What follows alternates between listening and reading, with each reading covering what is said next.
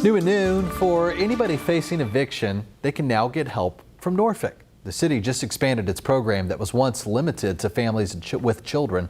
Casey Baylor explains why it's expanding and how it's able to do it. For 5 years, Norfolk has stepped up its efforts to help people facing eviction. Back in 2016, the Princeton Eviction Lab said the city was one of 100 that had high eviction rates. Norfolk's was 8.6%. One of the more recent attempts to help people is the Eviction Diversion and Support Program. It started in June, but the city hasn't had a large amount of applications. The beginning of last month, we weren't seeing the numbers that we were expecting to see.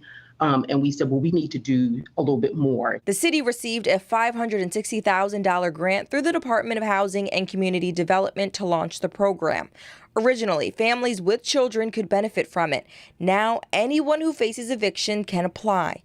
Kimberly Pierce, the Assistant Director of Neighborhood Services, says the goal is to help as many people as possible before that funding expires. Funding that we receive from the state won't carry over. So we really need to spend it now.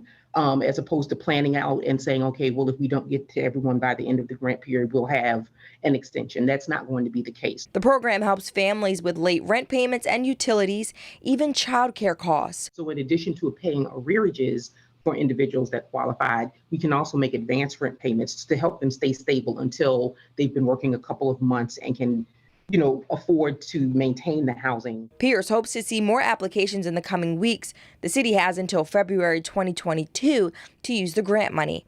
In Norfolk, I'm Casey Baylor for 13 News Now.